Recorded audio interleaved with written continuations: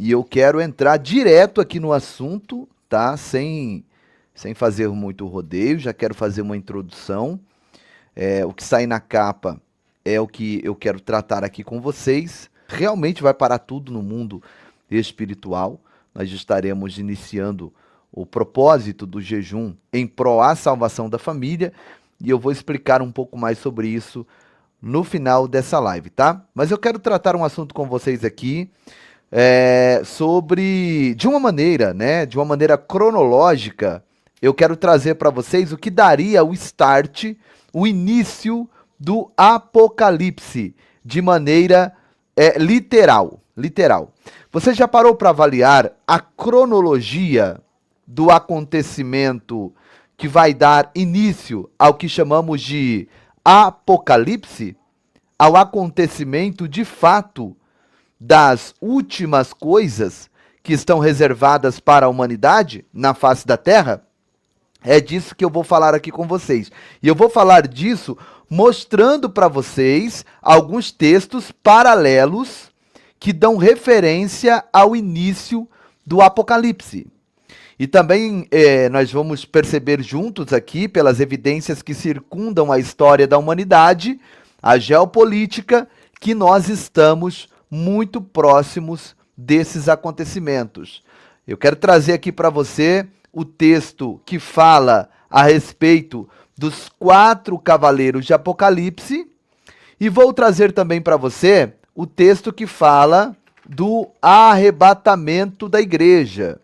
E para muitas pessoas, eles não conseguem distinguir, né, o arrebatamento daquela vinda de Cristo, quando ele pisa no Monte das Oliveiras. O Monte das Oliveiras se fende ao meio, e hoje eu quero deixar aqui bem claro para todos vocês que são atos distintos. O arrebatamento da igreja é uma coisa. A vinda de Jesus pisando no Monte das Oliveiras, quando todo olho verá, isso é outra coisa distinta. Lembrando também que o arrebatamento é para a igreja. Aquela vinda com poder e glória, Jesus pisando no Monte das Oliveiras, é para Israel. Aquela segunda parte da vinda de Cristo, todo olho verá. Porém, o arrebatamento não será visto, porque a própria palavra de Deus diz que nós, como igreja, encontraremos com o Senhor nos ares. Portanto, a palavra de Deus não pode estar se equivocando, como muitas pessoas pensam. Em uma parte está dizendo que todo olho o verá, que ele pisará com seus pés no Monte das Oliveiras. E em outra parte está dizendo que ele não tocará nessa terra, que pelo contrário, a igreja que será arrancada dessa terra e se encontrará com ele nos ares, num espaço determinado entre os céus de Deus e esta terra, como a conhecemos. Então precisamos distinguir aqui. E para distinguir tudo isso, é muito importante você se lembrar de uma coisa. Quando você está lendo a Bíblia, é importante você saber a quem Deus está se dirigindo. Você sabia que as Escrituras, ela é escrita e destinada a 3 povos, a 3 grupos de pessoas? 3 grupos diferentes de pessoas. E quais são esses 3 grupos de pessoas diferentes, pastor Giovanni? A igreja, Israel e os gentios. Israel são os judeus, aqueles das 12 tribos que Deus constituiu como nação santa, que tinha a princípio, a priori, o propósito de pregar o evangelho a toda a humanidade.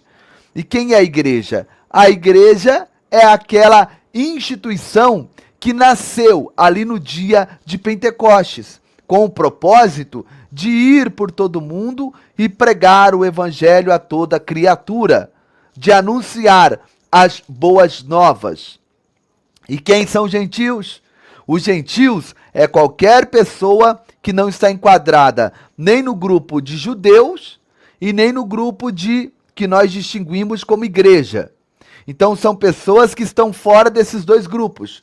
Qualquer pessoa que não se enquadra nem como igreja e nem como judeu é gentil. Então a Bíblia, ela se dirige a três grupos de pessoas. Ora, a Bíblia está falando ou trazendo alguma recomendação, ou ensinamento, ou instrução para gentil. Ora para a igreja, ora é para judeu. E tem coisas que é para judeu e nós, como igreja, não devemos tomar aquilo como algo que se refere a nós como igreja. Então, desta forma, quando se fala daquela vinda de Jesus pisando no Monte das Oliveiras, quando todo olho verá, isso se refere a Israel. E ali, em Tessalonicenses, quando fala do arrebatamento de um povo que é tirado daqui da terra e se encontra com Jesus nos ares, está se referindo à igreja. O próprio sermão escatológico de Jesus, em Mateus capítulo 24, capítulo 25, ali nós vamos ver que Jesus alterna bastante os seus ensinamentos e instruções escatológicas. E dentro do próprio capítulo 24 e 25, ora, Jesus está falando para a igreja. Ora, Jesus está falando para os judeus, para os israelenses, que estarão vivos aqui naquele momento em que se acontecerá o derramamento da ira de Deus sobre a face dessa terra.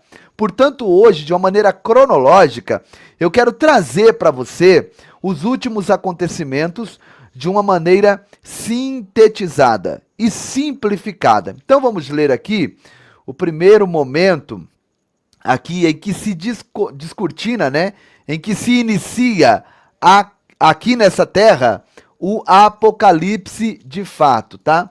E o Apocalipse de fato, ele inicia-se aqui nessa terra com a abertura dos selos.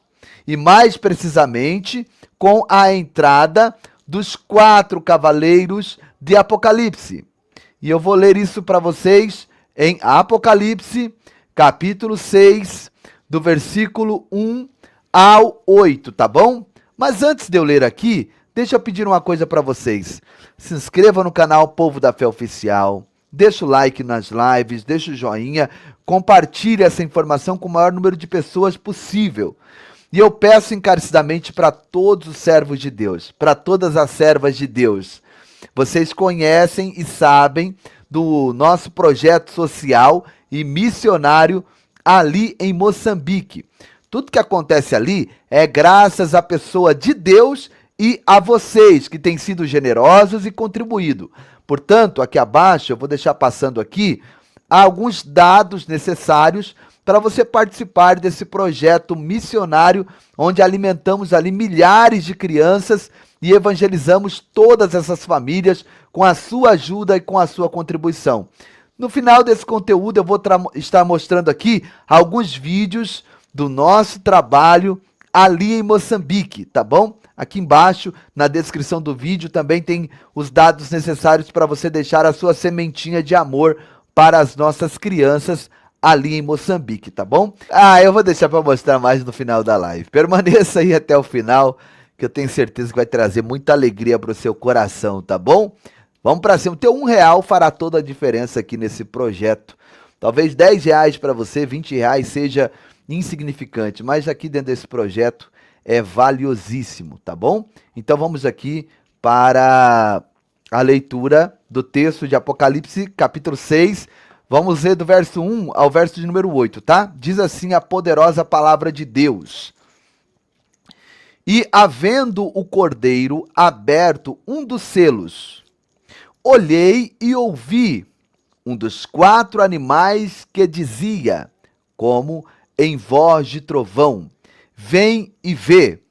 E olhei, e eis um cavalo branco, e o que estava sentado sobre ele tinha um arco, e foi-lhe dada uma coroa, e saiu vitorioso e para vencer.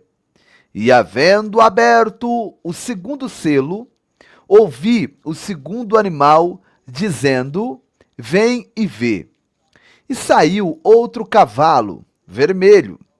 E ao que estava sentado sobre ele foi dado que tirasse a paz da terra e que se matassem uns aos outros. E foi-lhe dada uma grande espada.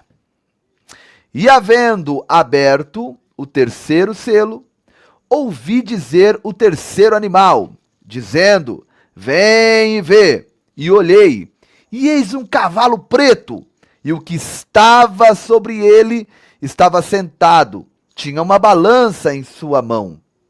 E ouvi uma voz no meio dos quatro animais que dizia: presta atenção, uma medida de trigo por um dinheiro, e 3 medidas de cevada por um dinheiro. E não danifiques o azeite e o vinho. E, havendo aberto o quarto selo, ouvi a voz do quarto animal que dizia: vem e vê. E olhei, e eis um cavalo amarelo, e o que estava sentado sobre ele tinha por nome Morte, e o inferno seguia. E foi-lhe dado poder para matar a quarta parte da terra. Com quê? Com espada, com fome e com mortandade e com as feras da terra. Aqui então, nós vamos ver aqui o texto, o descortinar do Apocalipse. De fato, né, no seu sentido literal.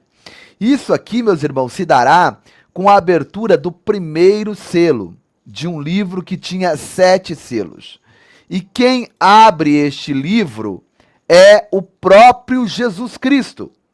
Quem desata os seus selos é o próprio Jesus, deixando uma mensagem bem clara para mim e para você. Todos os acontecimentos que dizem em respeito à humanidade na face da terra será determinada no tempo, na hora e no momento estabelecido por Jesus. É ele quem vai dar as coordenadas. Não é o diabo, não é principado, não é potestade, não é governo, não é os senhores do mundo, não é globalistas. É Jesus quem dá o início a tudo isso daqui. Agora, uma coisa curiosa que eu quero deixar bem claro aqui para vocês, né? Porque nós, pré-tribulacionistas, acreditamos, segundo a palavra de Deus, que acontecerá uma situação muito próximo a este ato aqui. Seria algo assim, que poderíamos dizer assim, que teria um breve momento antes desses textos que eu acabei de ler aqui para vocês, da abertura dos selos. Antes da abertura dos selos, nós poderíamos avaliar um outro acontecimento importantíssimo, né, que ocorreria quase que de maneira paralela. Então, quase que de maneira paralela a isso daqui que eu acabei de ler, vai acontecer o quê? Vai acontecer uma outra passagem. E essa passagem está lá no livro de 2 Tessalonicenses, capítulo 4, tá? Do versículo 13 ao versículo 18. Essa passagem que eu vou ler aqui, ela seria da seguinte forma: abriu-se o selo, mas momentos antes da abertura do primeiro selo, acontece o quê? Acontece o arrebatamento da igreja. E eu vou te mostrar aqui, dentro do texto bíblico, essa cronologia, tá? 1 Tessalonicenses 4, 13 ao 18. Isso que eu vou ler agora para vocês é momentos antes da abertura do primeiro selo, tá? Não quero, porém, irmãos, que sejais ignorantes acerca dos que já dormem, para que não vos entristeçais como os demais que não têm esperança. Porque se cremos que Jesus morreu e ressuscitou, assim também aos que em Jesus dormem, Deus os tornará a trazer com ele. Dizemos-vos, pois, isto pela palavra do Senhor, que nós, os que ficarmos vivos para a vinda do Senhor, não precederemos aos que dormem, porque o mesmo Senhor descerá do céu com alarido, e com voz de arcanjo, e com a trombeta de Deus, e os que morreram em Cristo ressuscitarão primeiro. Depois nós, os que ficarmos vivos, seremos arrebatados, juntamente com eles, na onde? Nas nuvens, a encontrar o Senhor nos ares. Ó, fica bem claro aqui. Não encontraremos com o Senhor no Monte das Oliveiras. Está bem claro aqui. Nós encontraremos com o Senhor aonde? Nos ares, nas nuvens, num espaço determinado entre o céu de Deus e esta terra. E assim estaremos sempre com o Senhor. Portanto, consolai-vos uns aos outros com essas palavras. Então aqui já fica bem claro que são eventos distintos. Jesus não pisa nessa terra. Os seus pés não tocam nessa terra. A igreja não vai para o Monte das Oliveiras. A igreja vai para os ares, a encontrar com o Senhor nas nuvens. Evento distinto. Isso não é equívoco da Bíblia. Isso não é erro de interpretação. Na verdade, isso é um erro de interpretação, né? Então nós entendemos dessa forma, por quê? Porque nós sabemos que nós, como igreja, somos aquele que o detém. Nós detemos quem enquanto estamos como igreja nessa terra? Detemos a manifestação do anticristo. O anticristo não tem o poder de se manifestar, de assumir governo nenhum, porque a igreja ela é o agente mais poderoso, é a própria presença de Deus aqui na face dessa terra. Deus se manifesta, Deus se apresenta através da sua igreja nessa terra. E olha o que diz a palavra de Deus em 2 Tessalonicenses, capítulo 2, versículo 3 ao versículo de número 9, eu vou colocar na tela aqui para vocês. E comenta bastante aí, você que não deixou o like ainda, deixa o teu like, gente. Olha a audiência como tá baixa. Eu conto com você, tá bom? Para comentar bastante aqui abaixo do vídeo. Você sabe que na estreia, abaixo do vídeo, você consegue comentar normalmente. Então comenta bastante no chat ou aqui abaixo. Deixa o like, você que ainda não deixou, para a gente conseguir alcançar outras vidas com essas informações, tá bom? Ó, aqui ó, 2 Tessalonicenses, capítulo de número 2, versículo 3 ao versículo de número 9. Diz assim a palavra de Deus: ninguém, de maneira alguma, vos engane, porque não será assim, sem que antes venha a apostasia e se manifeste o homem do pecado, o filho da perdição. Preste bem atenção. Aqui está falando da manifestação do homem do pecado e do filho da perdição, tá? Mas depois nós vamos entender, literalmente aqui, onde a igreja está e o que deverá acontecer para que, de fato, ele venha e se apresente. Ele venha e governe essa terra, tá? Verso de número 4. O qual se opõe e se levanta contra tudo que se chama Deus. Então aqui, pelo versículo 3 e versículo 4, já está ficando claro que está se referindo sim ao anticristo, tá?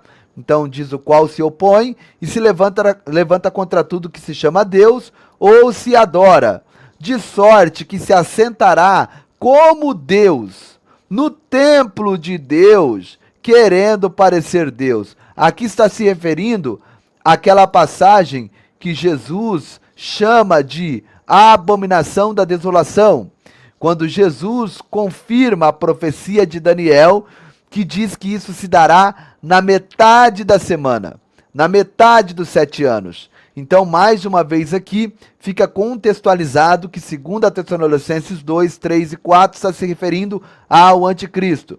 Prosseguindo para o verso de número 5. Não vos lembrais de que estas coisas vos dizia quando ainda estava convosco? Verso 6. E agora vós sabeis o que o detém, para que a seu próprio tempo seja manifestado. Então o verso 6 está dizendo o seguinte, que nós sabemos o que o detém. E ele só será manifesto no seu próprio tempo. Ou seja, não será de maneira aleatória. Não será a hora que ele quer. Existe um tempo próprio, determinado, para que ele se manifeste. E diz aqui no verso 6 que para que ele não se manifeste, existe algo que o detém. Verso 6, vou repetir mais uma vez. E agora vós sabeis o que o detém. Então o verso 3 de 4 fala dele, fala da manifestação dele. Mas o verso 6 vem e diz que existe alguma coisa que o detém, que o impede de se manifestar. Verso 7, porque já o mistério da injustiça opera. Somente há um que agora o resiste ou o retém, até que do meio seja tirado. Então o verso 6 fala de alguém que o detém, né? E que agora, por causa desse um que o detém, ele não pode se manifestar. E no verso 7 vem dizer que ele só se manifestará quando aquele que o resiste for retirado do meio. E o verso 8, e então será revelado o iníquo, a quem o Senhor desfará pelo assopro da sua própria boca, o espírito da sua boca, e aniquilará pelo esplendor de sua vinda. Então veja bem, fica bem claro aqui, que é somente quando acontece o arrebatamento, quando a igreja é arrancada daqui, que ele então se manifesta, que ele então começa a agir e começa a operar de maneira literal. Enquanto isso, meus irmãos, nós podemos ver evidências, sinais das suas manifestações, podemos ver os homens que estão trabalhando para o implemento do seu governo, mas ele ainda não se manifestou e a Bíblia está dizendo bem claro aqui, que tem um que o detém. E só quando aquele que o detém, aquele que o resiste for retirado, então ele se manifesta. E veja bem, né, que a palavra de Deus aqui já fala logo depois então, né, no final dos 7 anos, o versículo 8 já termina aqui dizendo, já a respeito de algo que vai acontecer na onde? No final dos 7 anos, que diz aqui, ó, o qual Deus, Jesus, pelo assopro de sua boca, vai o aniquilar pelo esplendor de sua vinda. Então aqui já está falando daquela vinda dele gloriosa, com poder e glória, que ele pisa nos montes das oliveiras. E esse cuja vinda é segundo a eficácia de Satanás, com todo poder e sinais e prodígios de mentira. Então estamos vendo aqui, de uma maneira bem clara e objetiva, que as coisas são distintas, gente. Precisamos distinguir. A Bíblia não está se equivocando. A Bíblia está deixando bem claro 2 grandes eventos. E como eu já instruí, já ensinei a vocês, a Bíblia se dirige a 3 povos, igreja, Israel e gentios. E aqui, né, em Tessalonicenses, onde fala do arrebatamento, está se referindo à igreja.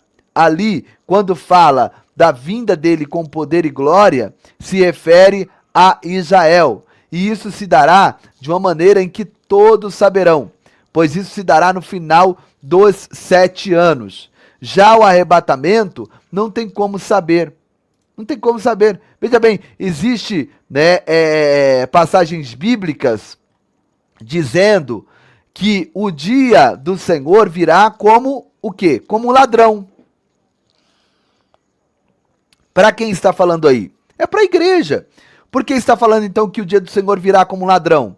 Qual o propósito dessa mensagem?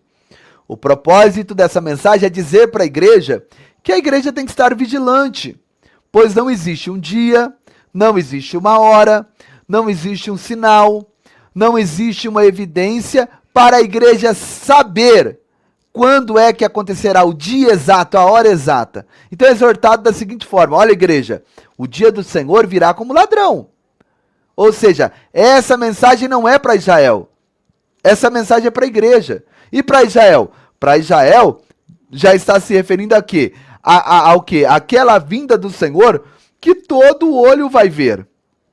Ali é para Israel. Ali tem como saber o momento. Principalmente quando iniciar o governo do anticristo. Iniciou o governo do anticristo, eles mesmos saberão que passarão 7 anos e Jesus então virá. Mas para a igreja não. Para a igreja está falando o seguinte, olha, ele virá como ladrão, igreja. A igreja sempre é exortada, preste atenção, a igreja sempre é exortada a manter a vigilância, porque não tem como saber o dia, a hora e o momento do arrebatamento. Pode acontecer, inclusive, agora, enquanto eu prego aqui, enquanto eu estou falando aqui para você. Não existe, portanto, nós vamos ver lá, né, nas próprias parábolas das 10 virgens ali, exortação à vigilância. Para quem é aquela exortação? É para a igreja. É para a igreja. Entende? E também tem outro exemplo aqui, claro, aqui. E qual que é a exortação da parábola das 10 virgens? Exortação à vigilância. Ali não é para Israel também. A parábola das 10 virgens é para a igreja. Exortação à vigilância. O arrebatamento do Senhor virá de maneira repentina. Pegarão a todos de surpresa. Ninguém saberá o dia e a hora. Já a vinda com poder e glória saberá. Será no final dos 7 anos do governo do anticristo. Está definido, está determinado. Todo olho verá. Já o arrebatamento da igreja, nós encontraremos com ele nos ares. Lá nas nuvens, não tem como saber o dia, não tem como saber a hora. A única coisa que nós vamos saber aqui nessa terra, que vão saber aqui nessa terra, os noticiários, que vão dizer para todos os cantos, olha, desapareceu pessoas de todos os cantos do mundo. Bilhões de pessoas desapareceram. As mídias, os telejornais, vão estar noticiando de maneira assustadora. Olha, em todos os cantos do planeta, desapareceu misteriosamente milhões de pessoas. Pois ali, em Tessalonicenses, onde lemos no capítulo 4 e o versículo 13 a 18, né, que lá diz que nós seremos tomados, retirados com força, retirados com rapidez, num piscar de olho, frações de segundo, num pisco, frações de segundo, vai desaparecer. E agora existem muitos eruditos, estudiosos, pseudos teólogos que estão dizendo que isso é balela, que isso não vai acontecer, mas está escrito ali de maneira clara que sim, seremos tomados, raptados, retirados com força, numa velocidade vertiginosa, e isso se dará em frações de segundo, colocando ali inclusive uma cronologia. Primeiro acontecerá a ressurreição de todos aqueles que dormiram em Cristo. Nem fala morreram, dormiram em Cristo. Eles ressuscitarão primeiro. Depois, nós, em fração de segundos, também teremos o nosso corpo transformado. E juntamente com eles, seremos arrancados dessa terra, numa velocidade vertiginosa. E encontraremos com o Senhor nos ares. E dali dos ares, o próprio Jesus nos conduzirá para as mansões celestiais.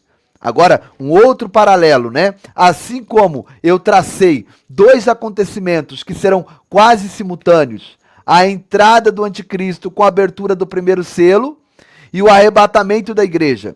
Em frações de segundos, momentos antes, acontece o quê? Primeiro o arrebatamento da igreja. Por quê? Porque sem o arrebatamento da igreja, o anticristo não consegue se manifestar. Sem o arrebatamento da igreja, com a igreja aqui, ele não tem poder, porque a igreja é mais poderosa que o anticristo. A igreja é mais poderosa que Satanás. A igreja é um agente mais poderoso na face dessa terra. Porque a igreja, ela age e atua na unção e na virtude do Espírito Santo, meu irmão. Assim como Jesus exerceu o seu ministério na unção e no poder do Espírito Santo, segundo Isaías 61:1, a igreja também, desde o dia de Pentecostes, exerce o seu ministério no poder do Espírito Santo. E Satanás não tem como vencer esse poder. O anticristo não tem como vencer esse poder. Nós somos uma pedra de tropeço. Nós somos o que o resiste, o que o detém. E é necessário, né, conforme vimos aqui, que fôssemos retirados dessa terra. Então, paralelo a esse acontecimento, a igreja é retirada, abre-se o selo, o anticristo entra em cena. Entrando em cena, vem-se a sequência dos 3 cavaleiros que já começa a dispor na face dessa terra a ira de Deus. Então preste bem atenção, esses 7 anos aqui na terra serão 7 anos em que a ira de Deus estará sendo derramada. Deus estará derramando a sua ira como nunca se viu antes da face dessa terra. O próprio Jesus testifica disso. Ele disse, olha, nunca houve antes e nem haverá depois dias como aqueles. A ira de Deus sendo derramada sem precedentes, através da abertura dos selos, através das trombetas, através das taças. Todas as formas de destruição, de catástrofes, de tragédias acontecerá aqui nessa terra. Todas as coisas da natureza serão alteradas, como sol, lua, mar, tudo será alterado para promover a ira de Deus sobre a face dessa terra. E você e eu, como igreja, sabemos que a Bíblia diz que nós, como igreja, não fomos destinados para a ira de Deus. Lembre-se disso. Você não foi destinado para a ira de Deus. Então o que vai acontecer? Deus vai te guardar do dia dessa ira. Porque muitas pessoas dizem assim, mas a igreja sempre foi perseguida, a igreja sempre sofreu. Não vai ser dessa forma, gente. Só que o que vai acontecer nesses tempos, nunca se viu antes, não é uma perseguição como acontece agora. É literalmente algo excepcional. Entende? Tem muita gente, mas os apóstolos, os discípulos foram perseguidos, mortos. Olha o que aconteceu na Síria. Quase que 2.000 pessoas foram ceifadas, igrejas destruídas. Vocês viram lá em Moçambique, do lado da onde a gente atua, uma igreja inteira foi dizimada. Mães com crianças amarradas ao corpo, bebezinhos de colo, ali no chão, eliminados. Então, a perseguição da igreja nunca parou. Quem fala isso, porque os cristãos foram perseguidos e por que nós somos melhores que eles, é gente que mora no Brasil, que tem o privilégio de morar nos Estados Unidos, que tem o privilégio de morar na Europa, aonde você pode exercer a sua fé livremente. Entende? E não é esse tipo de perseguição. Gente, o próprio Jesus disse que são coisas que nós nunca vimos. Então não é essa perseguição da igreja que vai acontecer no período da grande tribulação. É coisas que nós nunca vimos. É a ira de Deus. E Deus não vai derramar a ira sobre a sua noiva. Logo, enquanto acontece então aqui a ira de Deus, durante 7 anos, durante 7 anos também nos céus, acontece o quê? 2 grandes eventos. O primeiro evento, assim que entrarmos nas mansões celestiais, será o tribunal de Cristo. Não confunda o tribunal de Cristo com o juízo do trono branco, com o juízo final. O tribunal de Cristo é uma coisa, o juízo final é outra. Tribunal de Cristo é uma banca de premiação. O juízo final é uma banca de condenação. Entende? Então, nós devemos entender o quê? Que nós, ao entrarmos nas mansões celestiais, nós vamos então entrar no tribunal de Cristo. A banca de premiação, ali no tribunal de Cristo, receberemos os nossos galardões. Os galardões seriam equivalentes a uma patente militar, assim como o exército tem ali o soldado, o cabo, o sargento, o tenente, o capitão, o major, o coronel, né? Não será diferente com a igreja. O galardão será o patenteamento de acordo com aquilo que fizemos nessa terra para Deus, de acordo com o que fizemos nessa vida para Deus. Lembre-se bem de uma coisa, deixa eu distinguir uma coisa aqui para vocês. O galardão não está relacionado ao cargo que a pessoa exerce na igreja, ao cargo que a pessoa exerce no seu ministério. Porque tem muitas pessoas que pensam assim: o galardão do pastor vai ser muito grande. O galardão do apóstolo, então, nem se fala. O galardão do bispo, nossa, vai ser coisa maravilhosa. O galardão do evangelista, o galardão do missionário. Não, o galardão não está relacionado a cargos. E marca o que eu vou te dizer aqui. Muitas pessoas serão ali envergonhadas daquele dia.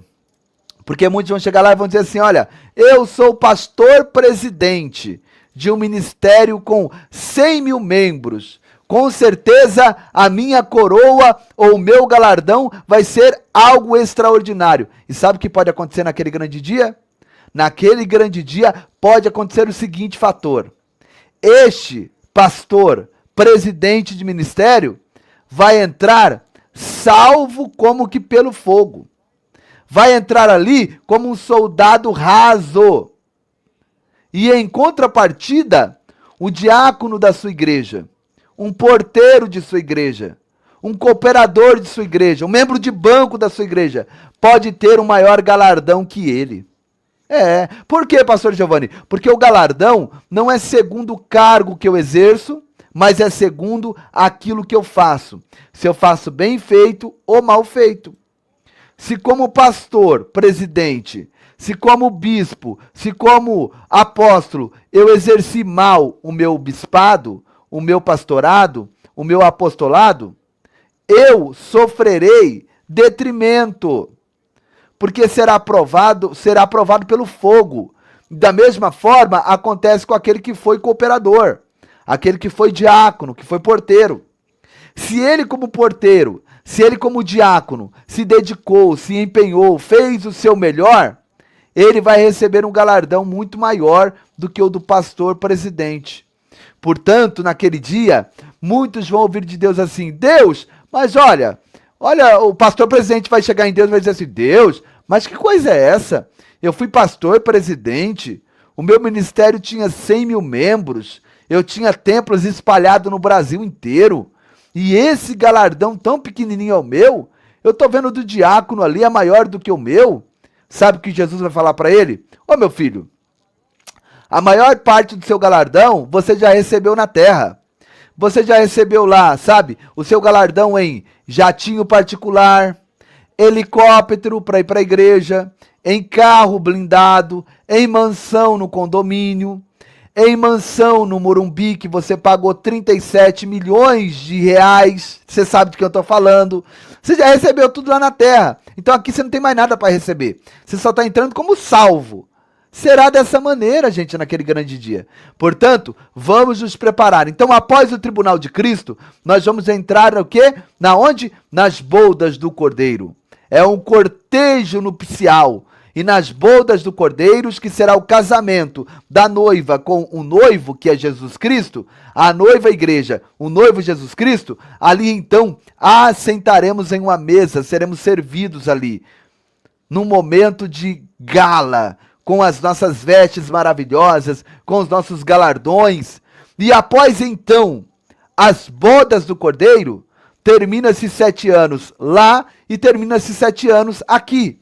E aí então que Jesus volta para a segunda etapa, pisando no Monte das Oliveiras, vindo para Israel, em socorro a Israel. E ali então se cumprirá o que ele já disse lá, que ele aniquilará o anticristo e o falso profeta. Ambos inaugurarão um lago de fogo.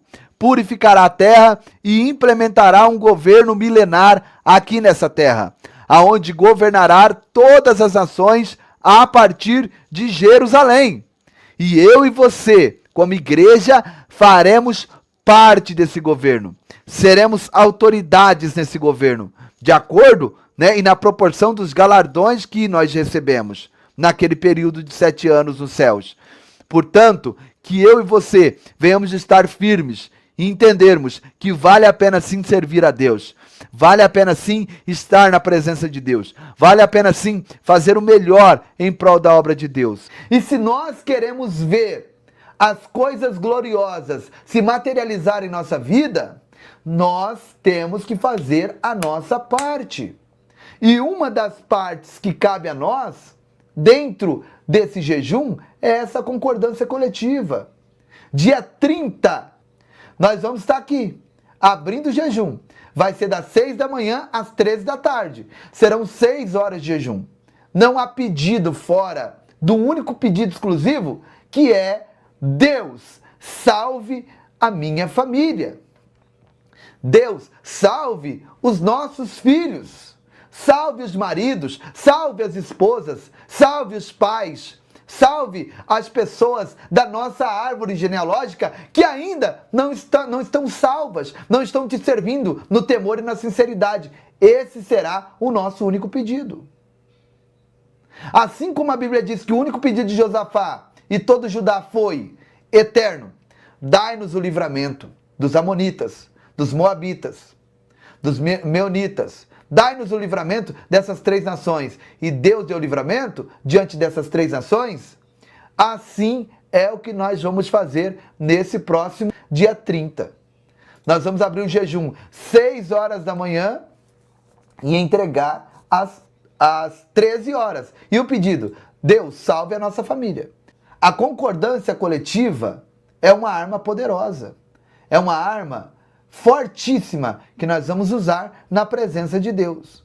Gente, pela salvação de um filho, 7 horas sem comer e sem beber é um grande sacrifício? Pela salvação do teu casamento, de pessoas que você ama, de pessoas que fazem parte do teu DNA, 7 horas sem comer e sem beber, isso daí vai te desfalcar? Vai te matar? Vai te maltratar? Não, pelo contrário. Não é que você vai carregar a tua família nas costas. Não é que você vai comprar a briga da tua família. Não, não é isso.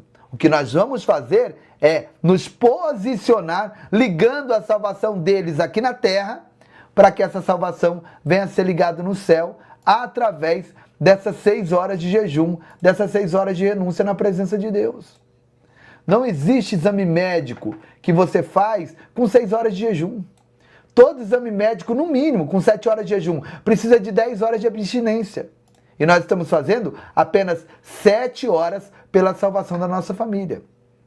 Jejum total, irmã Márcia, pela salvação daqueles pelas quais nós amamos. Deixa eu pedir para você que chegou e ainda não deixou, deixa o seu like aqui, me ajuda, gente, em nome de Jesus. Vamos romper o algoritmo. Ó, devagarzinho tá subindo a audiência aqui. Você que está no canal Povo da Fé, que tem 700 mil inscritos, vou colocar o link aí para vocês agora, para vocês virem aqui para o canal oficial. Esse aí tá censurado, gente, ó. Tá aí o linkzinho azul, clica aí, tá? Vamos lá, compartilha essa live, deixa o like. Só o like que, se você deixar, já nos ajuda bastante pra gente vencer aqui na presença de Deus, tá? Então, dia 30, 6 horas da manhã, eu vou estar aqui junto com vocês para abertura desse propósito. Você vai vir junto? Quem vai vir junto comigo aí, escreve aí a hashtag Vamos Pra Cima. Hashtag Vamos Pra Cima. Vamos lá? Eu sei que Deus vai nos honrar de uma forma gloriosa, tá? Nesse dia 30, em nome de Jesus. Você vai entrar em oração e jejum, e nós vamos estar aqui no período toda manhã, nessa sexta-feira, dia 30, em oração e jejum. Vamos fazer a abertura às 6 horas da manhã e a entrega às 13, tá? Vamos estar com todos os canais, mesmo que está censurado, tá? O canal Povo da Fé, o Povo da Fé Oficial e o canal da minha esposa também, tá? E eu quero agradecer a todos, vocês são uma bênção. Sempre quando a gente vem aqui com um pedido, sabe, como SOS, vocês prontamente nos ajudam e faz tudo acontecer.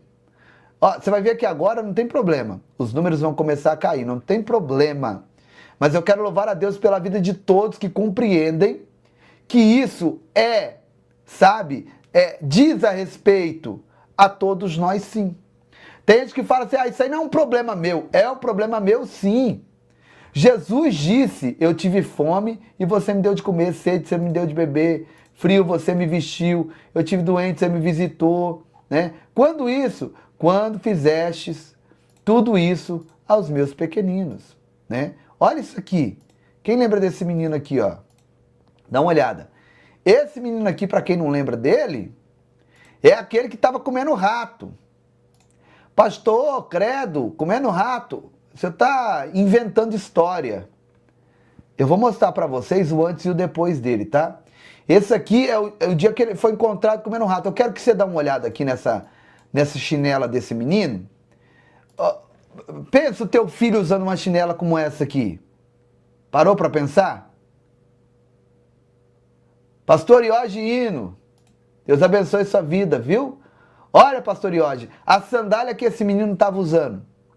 Eu te pergunto, isso aqui é a sandália que uma criança coloca nos pés para andar?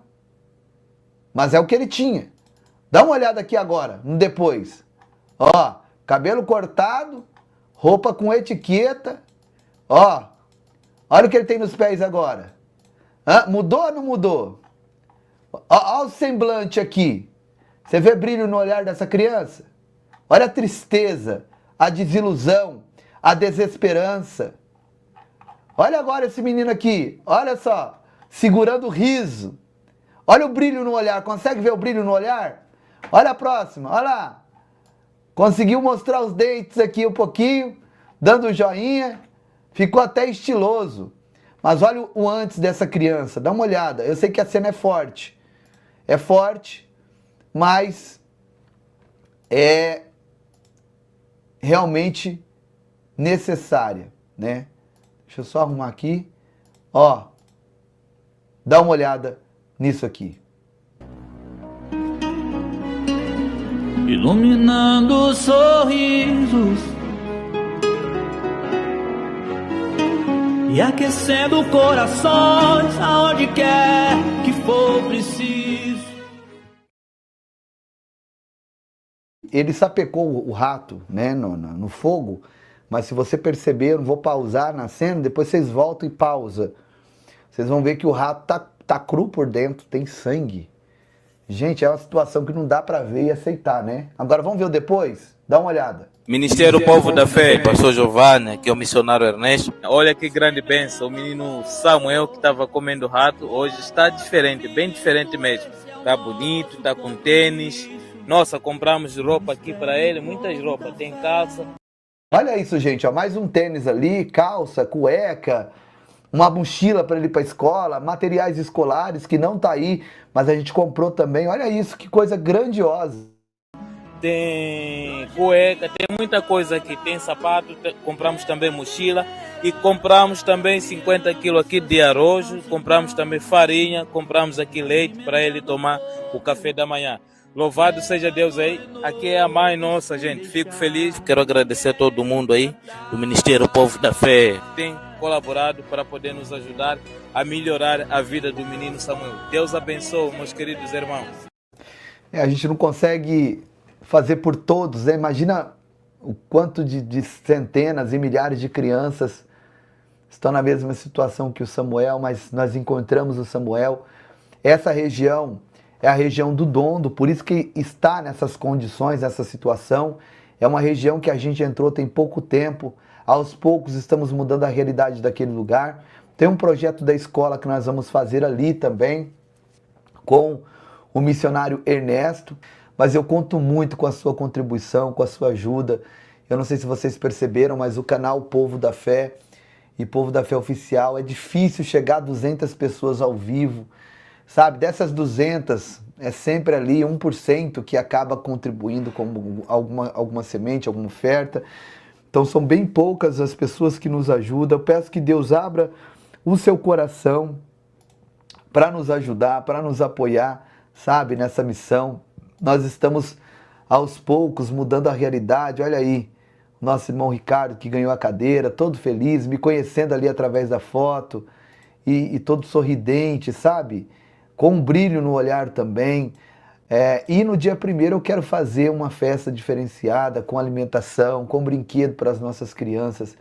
E eu gostaria de contar com a sua ajuda, sabe, com o teu apoio, para que tudo isso seja possível, para que nós possamos continuar fazendo essas crianças sorrir. Eu sei que muita gente vai embora, as pessoas, né, não se importam com a situação e a condição que esse povo está, mas eu digo a vocês, é responsabilidade nossa, sim.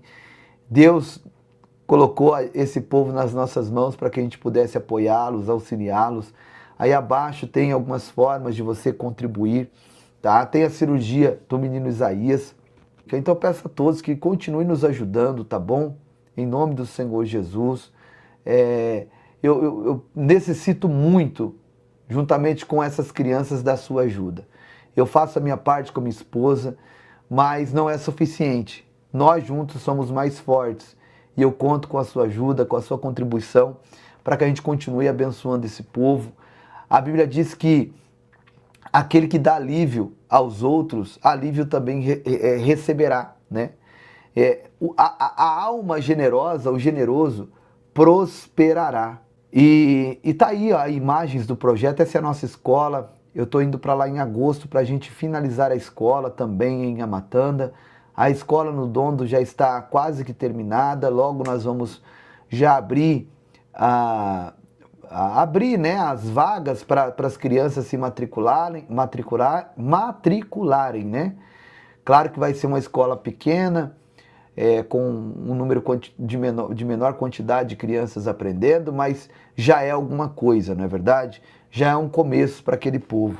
Eu conto com a ajuda de todos, tá bom? Que Deus possa prosperar vocês em tudo, todos que estão enviando aqui no Pix do CNPJ, né?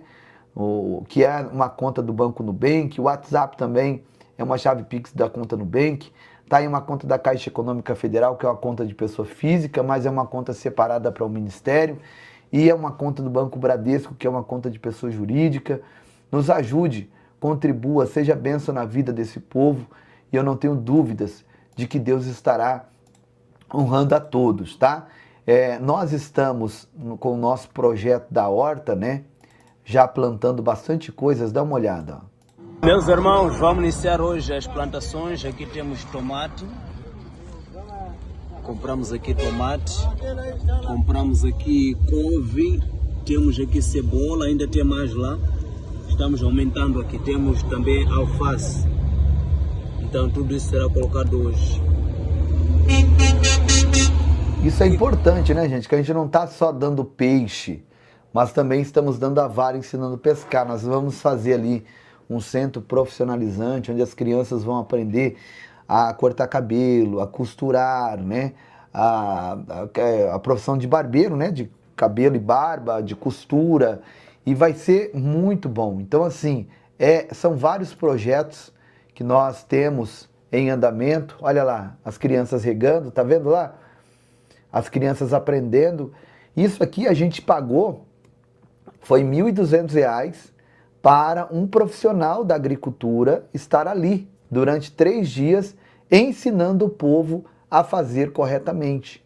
Então não foi um trabalho feito de qualquer maneira, não. Nós investimos nas máquinas. Deixa eu mostrar para vocês. Às vezes você não tá, sabe, ciente da grandiosidade que foi e que está sendo o nosso projeto da horta. Olha Graça, Ministério Povo da Fé. Meus irmãos, estamos aqui hoje com as máquinas para poder preparar a nossa terra para as plantações aqui no quintal da igreja. Então tá aí, ó, está sendo feito, né? Um trabalho glorioso, onde as próprias crianças estão colocando a mão no arado, né? Fazendo o que tem que ser feito. E eu peço a todos vocês que continuem somando conosco. Não abandone esse projeto, tá? Não abandone as nossas crianças. Saiba que o seu galardão estará sendo acrescentado.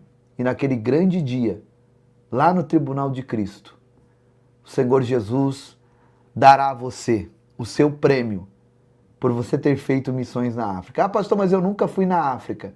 Você nunca foi com seus pés, mas você foi com a sua oferta. Você foi com a sua semente. E eu conto com a ajuda de todos. Olha lá, a nossa caixa d'água. Em agosto eu vou estar indo lá para a gente fazer uma casinha na caixa d'água também. E nós vamos colocar o nome do ministério ali. Vai ficar muito lindo para a glória de Deus. e eu quero contar com a ajuda de todos para que esse trabalho não venha parar e para que nós possamos continuar salvando vidas, né? Vou mostrar para vocês aqui as alimentações, como é feita. É uma comida assim, semelhante ao que você come aí na sua casa. Eu te pergunto, qual a diferença dessa alimentação aqui para que você tem aí na sua casa? Dá uma olhada. Povo da fé, nós estamos hoje aqui em Yamatanda, mais uma refeição, né? Onde as nossas crianças vão receber hoje o arroz, o feijão. Olha só que feijão bonito, que feijão grosso, que feijão bem feito, tá? E olha o frango. Olha esse frango como é que está, delicioso, maravilhoso. Vou colocar um caldo aqui, ó. Tá aqui recebendo. E também o suco, né? O suco para as nossas crianças. E tá aqui o pratinho para eles matarem a sua fome. Hoje eles foram desparasitados também, receberam remédio para uma outra doença que eu esqueci o nome agora. Quero agradecer a todos. Então você percebe aí que é um alimento tão bonito, né? Olha esse feijão que bonito. Bonito e gostoso. Eu falo que é bonito e gostoso porque eu comi dessa comida, gente. É maravilhosa, entende? E é isso, gente. Vamos para cima. A obra não para. Eu conto com a ajuda de todos. Não abandone as nossas crianças em Yamatanda. Nos ajude a continuar ajudando. Eu quero colocar agora uma canção aqui. Deus abençoe. Beijo no coração de todos. Obrigado por terem ficado comigo até aqui. Ouça agora essa canção. Principalmente você que não acompanha, né, o ministério que chegou agora, para você conhecer melhor essa canção. Ela é especial para você conhecer o nosso trabalho, tá bom? Deixa o teu nome, sobrenome pelo qual assina a sua família e a cidade onde você mora.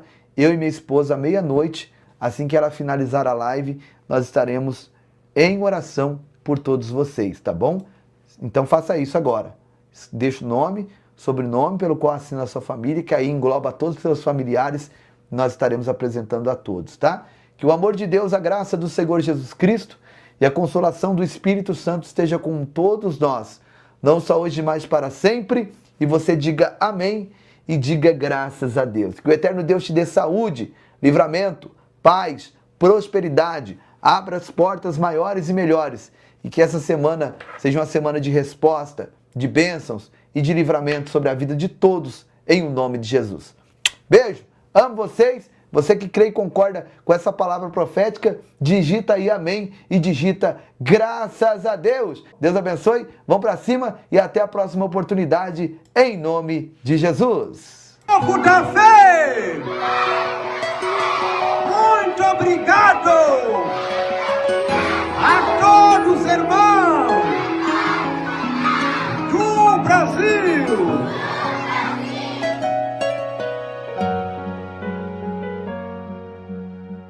A obra está fluindo, projeto em Yamatanda vai além. 2024, tantas coisas que fizemos juntos, que não dá pra resumir numa só canção. Logo em janeiro nós levamos energia pra igreja e pra comunidade. Já é realidade.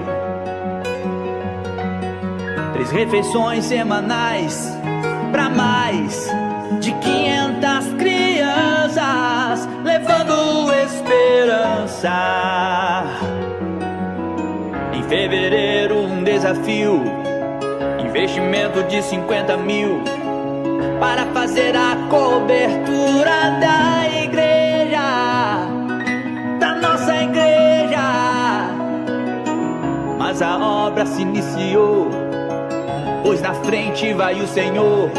Fizemos doações de roupa em massa para a criançada, pra criançada. Em março a cobertura da igreja foi finalizada com muita fé.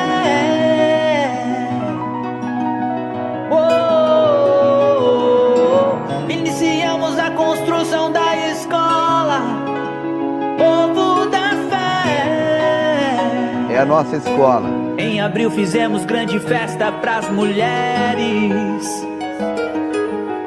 E começamos a atender também outros lugares em Moçambique, e as refeições sempre aumentando mais.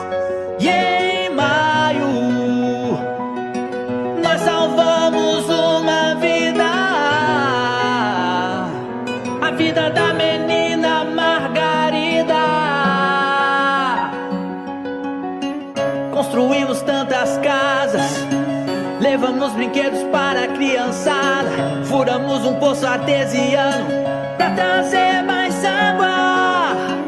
E em junho a construção da torre, com a bomba pra água subir. Que em julho nós finalizamos, novas casas sempre a construir. E as refeições sempre aumentando mais. As refeições sempre aumentando mais. No mês de agosto, tratamento médico. Já desparasitamos as crianças. Desparasitamos toda a comunidade.